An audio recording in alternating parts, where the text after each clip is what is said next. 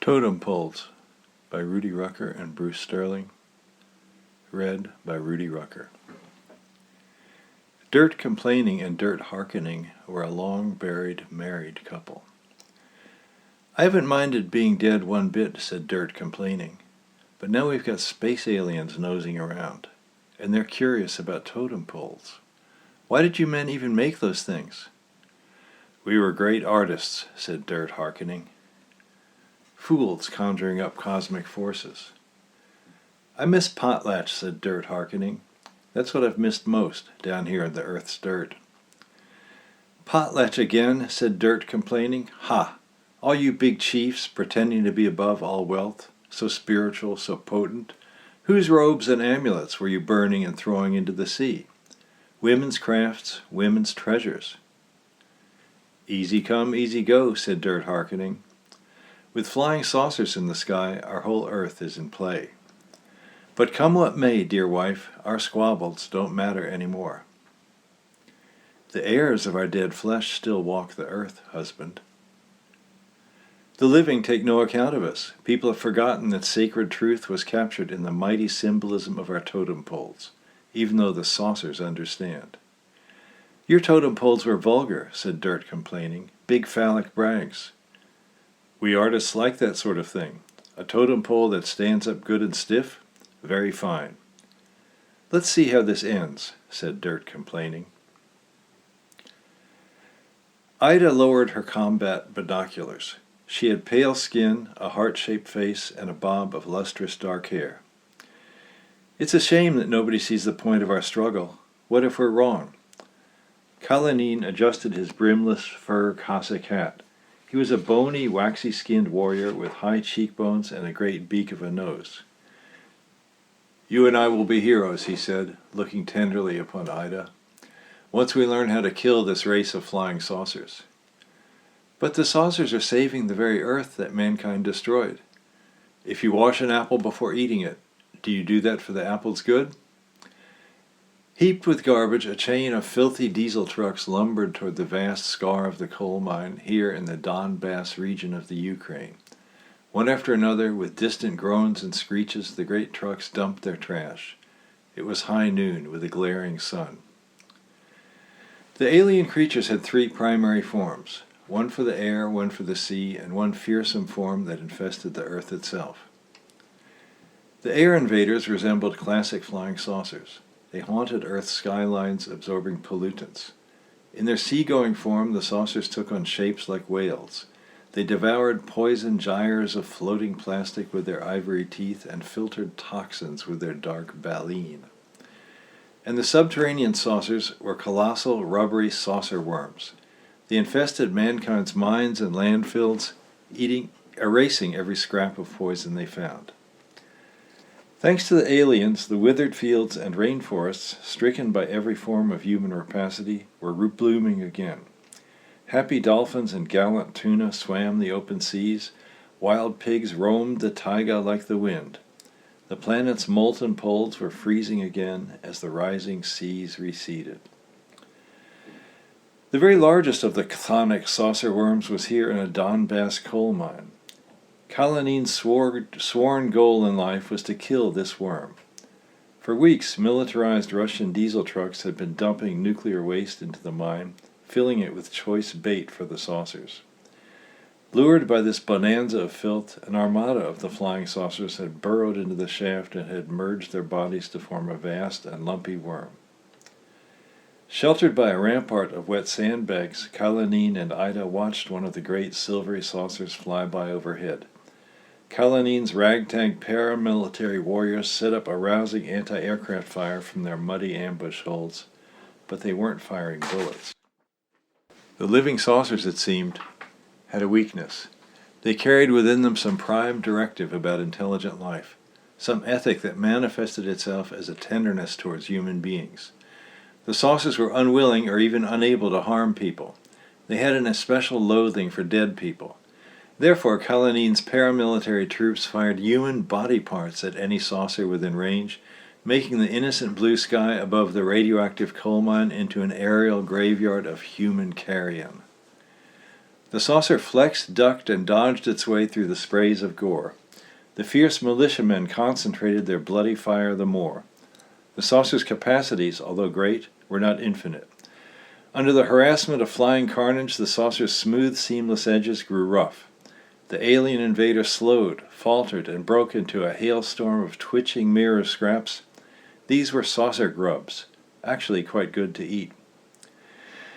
The paramilitary troops howled with glee and fired off celebratory blasts from their small arms. Their hot bullets would fall to earth somewhere, often killing civilians. No matter. Graveyards were a useful source for the body parts. Flying saucers might spurn killing people, but no cosmic rule decreed that the Russians couldn't kill themselves. "Our best warriors are our dead," remarked Ida, shaking her head. "Only the dead stay true," said Kalanin. His corps of armed volunteers was dwindling day by day. They shared Ida's sense that the saucers were good. They feared the battle was unwinnable, and the local Ukrainian peasants were filling the warriors with wild tales. Supposedly, a salamander-shaped saucer being had resurrected a farm wife from her grave. The villagers were calling the old woman a saint. "I do wonder why the saucers are so kind to us," said Ida. "We've done nothing to deserve redemption." "They're saving us up," said Kalanin, "for a last supper." Silently Ida studied Kalanin, her expression a mixture of cunning and tenderness. A former painter turned Kremlin intriguer, Ida was Kalanin's state support liaison in his desperate, unauthorized war. She brought Kalanin back money, black money, grim volunteers, experimental weapons, and deniable orders from the Kremlin.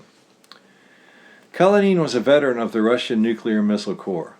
During his military career, he'd been at ease with the idea of human beings destroying the Earth, and he felt an instinctive hatred for the flying saucers and their campaign to heal the world. It was a horror to see beings who were immune to human malice. When the saucers first invaded, Kalanin had been commanding a nuclear launch center. His hydrogen bombs had failed to impress the space invaders. The saucers merely shimmered and swayed through the thermonuclear shockwaves, insolent as strip-tease dancers. Russian military lasers did nothing to faze them, particle beams the same. Meanwhile, the other nations were making peace with the aliens. The Kremlin's higher circles had encouraged Kalanin to resign from the Russian army and to strike out on his own, and now Ida was the only ally he trusted. A talented portraitist, Ida had at one time enjoyed the intimate patronage of the Russian Minister of the Environment. But then the flying saucers had cruelly dissolved her oligarch's pipelines and nuclear plants. The minister had shot himself. Casting about for a new role, Ida had found her place as Kalanin's liaison, but now she was ready to move on, and Kalanin knew it. She had a stash of jewelry to help her along. But what about Kalanin? The nuclear waste trucks retreated to fetch more garbage. The harsh sun beat upon the rutted earth. "Let's eat," said Kalanin, and produced a loaf of tainted Chernobyl bread. He cut off a slice with his ever-ready bayonet. Ida unsheathed a chunk of dried sausage.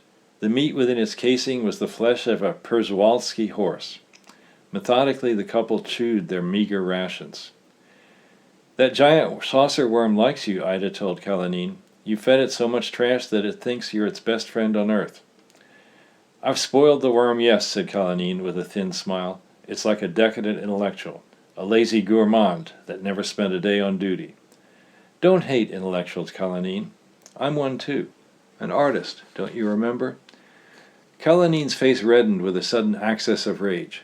"Why do you ally yourself with decadent parasites? They only want to lord it over those who fight." "Are they so wrong?" said Ida gently. "Is war so wonderful?" "We should liquidate any wretch who collaborates with the saucers," cried Kalanin, maddened at the thought of Ida's impending defection.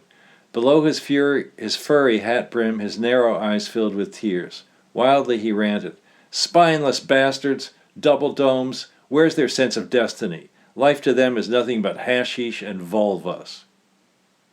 "Let's suppose the saucers are here to raise everyone's level, dear Kalanin. Come with me now. Let's see how our pet saucer worm has grown on its diet of poison rubbish." Kalanin and Ida made their way down from their overlook, following the debris-strewn tracks of the diesel tracks. The ragged lip of the former coal mine was a variegated crust of crushed and flattened junkyard debris, smoldering like an overbaked pie. Moving with care, Ida and Kalanine tottered close to the unstable edge. "What if a great hero chose this hole as his grave?" mused Ida. "A great man whom the worm loved. Such a hero might single-handedly transform the worm, just as the mortar-blasted corpse debris transforms the flying saucers." She gave Kalanine a calculating look. "How much do you love me?" "What are you after?" said Kalanine, stepping back from the hole. The sun was beating on his head. The world seemed to spin around him. The rubble, the fruitless battles, Ida's betrayal. "It's your best way out of here," said Ida, nudging him forward once more. "Death in battle is a path to immortality, to resurrection even. I'll bring you back to life, and I'll finally share your bed." They were at the very brink of the mine shaft, with the rubble shifting and rattling beneath their feet. Below them the gigantic worm stirred, liquid, exultant, entirely happy in its garbage. Drunk with love, helplessly wanting to impress Ida, Kalanine leapt out into the air and slashed his own throat with his razor-sharp bayonet. He dropped down the shaft amid a spinning gush of blood. Kalanine hit the bottom so fast that his substance merged into that of the startled saucer worm, and then, so great was the creature's revulsion for human death, it explosively shattered into grubs. The sky-darkening plume of eruption was visible for hundreds of miles. Ida was unharmed.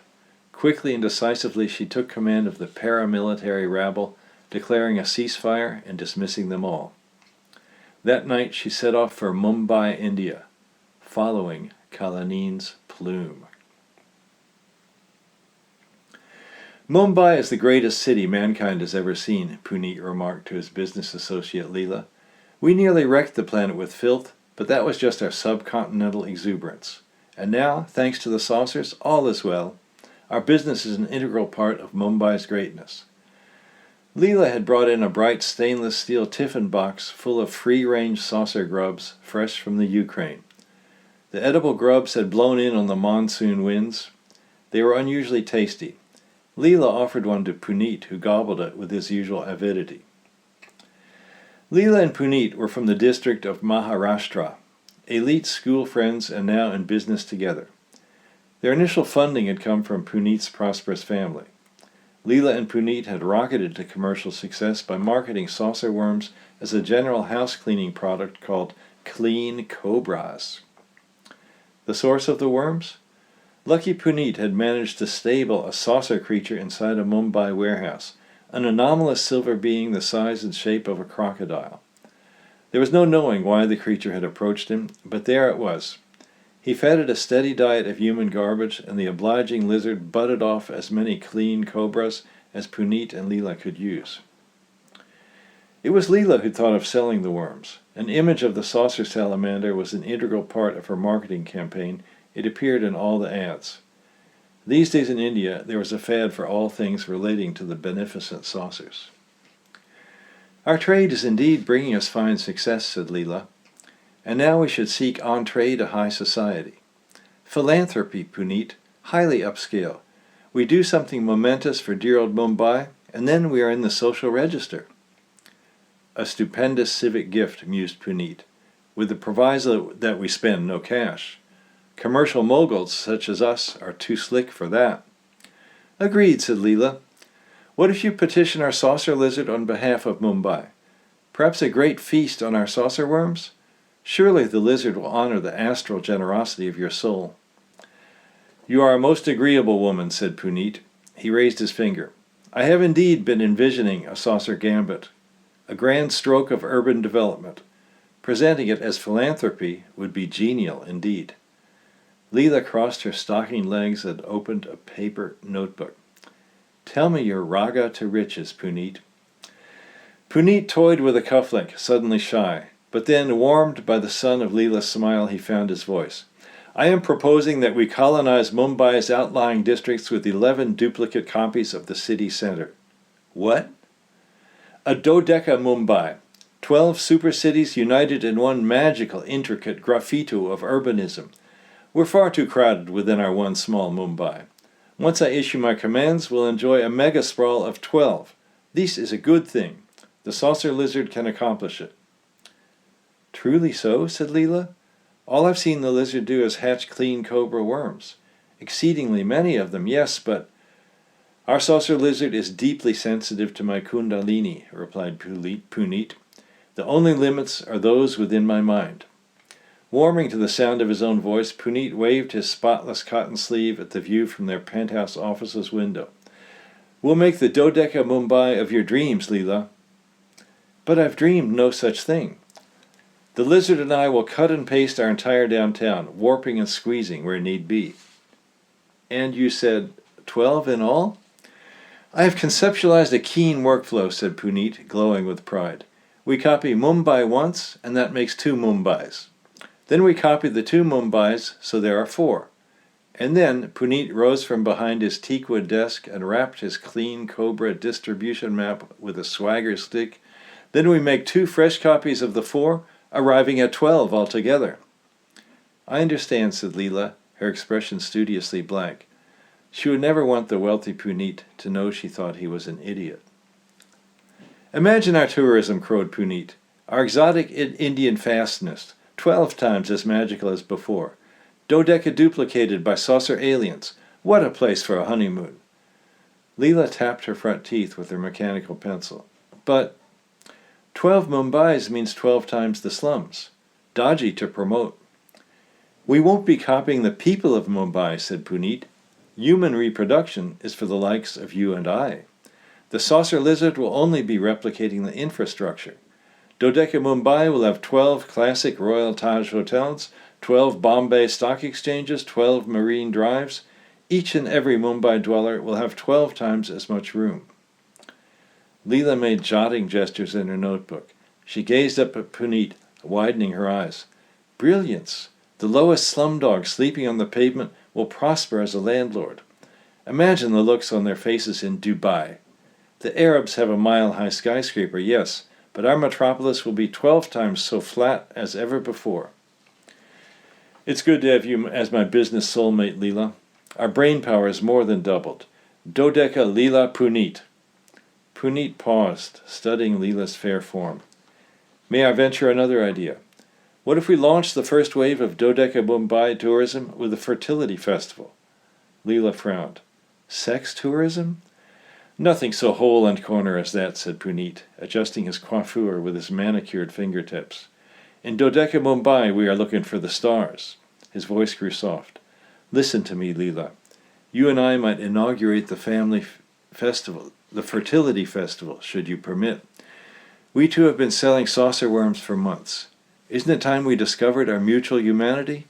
Carnal yet noble, like the conjugal sculptures of Khajuraho, stirring the milk of life with the cosmic cobra." "This is a marriage proposal?" "Who but Leela can be worthy mate for the architect of Dodeca Mumbai?" "Very jolly," said Leela. Their nuptial ceremony was glamorous and elaborate, but in the midst of greeting the mass of wedding guests, and tying the robe together with Leela, and circling the sacred nuptial fire, all this while talking to the saucer salamander on his phone, well, Puneet made some slip-ups. The 12 copies of Mumbai failed to appear. Instead, there was only one copy of Mumbai, botched and glitchy, and shoehorned higgledy-piggledy into the streets and intersections of an existing sector of the town. The intended replica of the core metropolis consisted of 7,777 Royal Taj hotels. These sumptuous and vacant lodgings were immediately set upon by the angry Indians whose access streets had been built over. They now had to climb over the tops of buildings to get in and out of their homes. The citizens didn't know whom to blame for their urban mishap, but they knew they'd been disadvantaged by some typical big city swindle. Some of them settled into the massed new hotel's million-plus rooms. Others began diligently stripping out carpets, doorknobs, towels, soap, and brass bathroom fixtures. Adroitly dodging the burst of public anger, Puneet and Leela crept incognito into one of the 7,777 bridal suites. They were drained by their intricate marriage ceremony and dejected over Puneet's bungling. Their initial attempt at sexual congress was desultory. "Let's lie low," said Puneet, sprawling on the wadded satin sheets, "until the Mumbai corruption squads become bored with searching for scapegoats. Our fresh new married life should be about propriety, stability, and impeccable Hindu values. No more saucer grubs. Just rice, coriander, and chamomile tea." Leela clumsily adjusted her incendiary wedding night nylon and satin lingerie, which was a rumpled splash of sexy vermilion in the hotel's saffron sheets. "I can write a press release blaming the Dodeca Mumbai mix-up on that plume of grubs from the Ukraine. I've been in touch with a Russian woman who just arrived from there. She noticed our saucer lizard logo, and she wants to meet the lizard herself.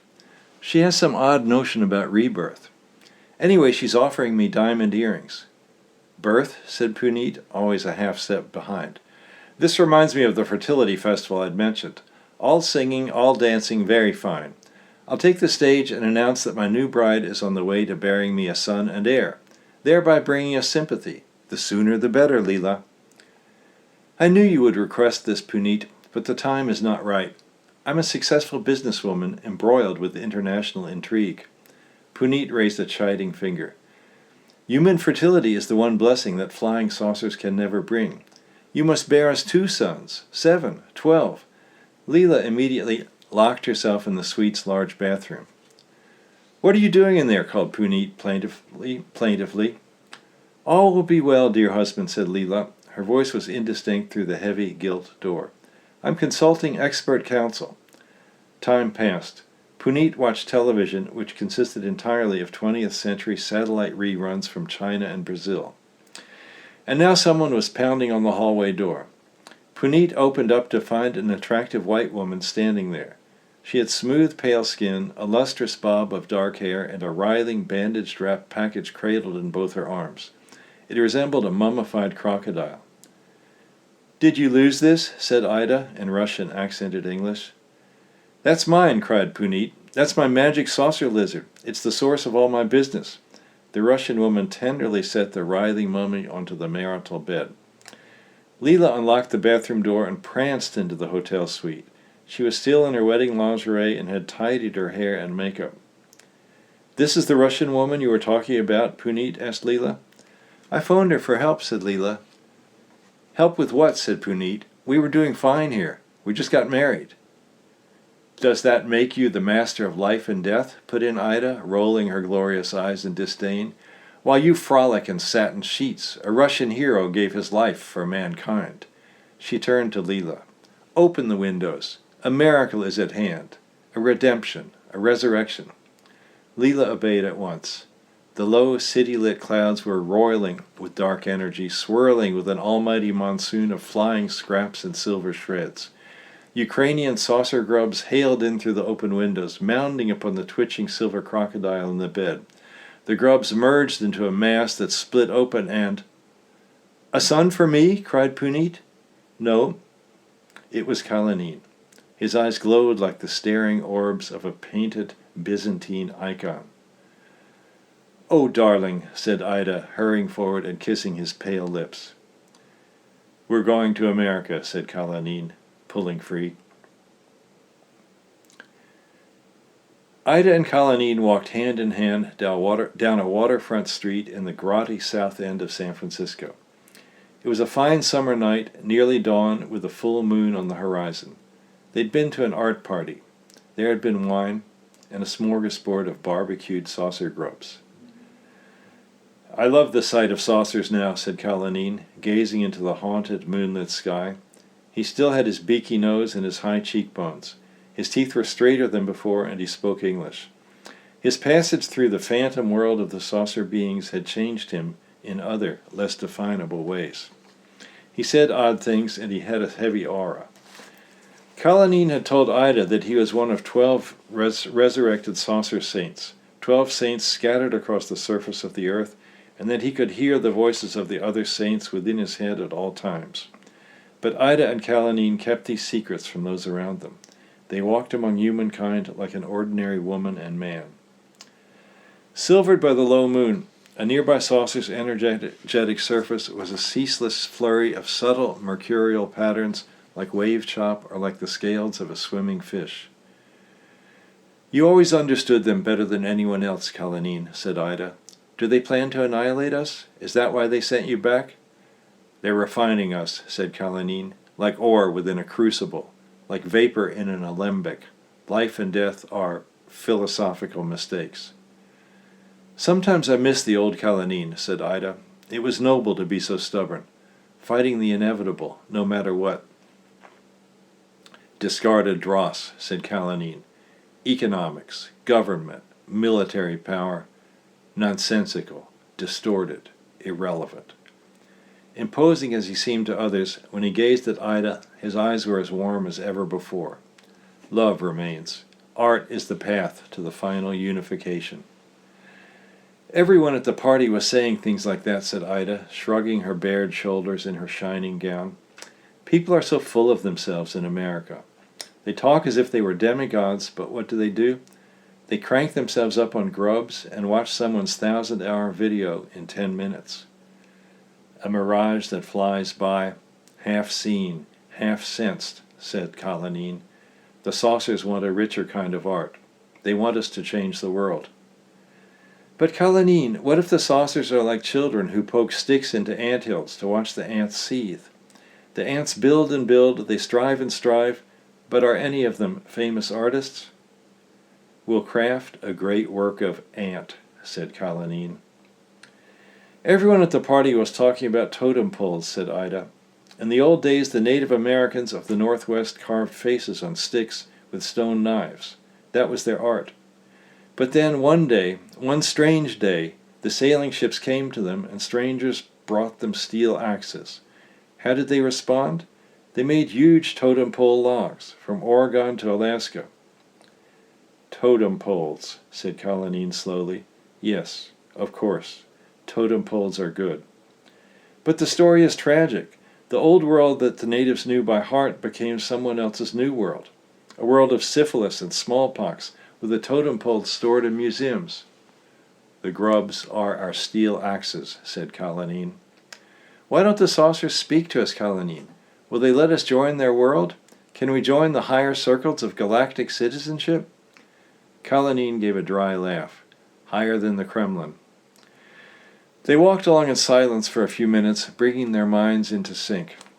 They even got a levitation thing going, loping along in long strides, laughing at each other.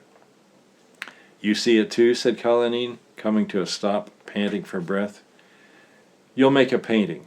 Monumental. And then—" "The end of the world," said Ida. "Brought to you by a crazy woman who made her crazy boyfriend slit his own throat with a bayonet. And who brought him back to life. This is holy, Ida.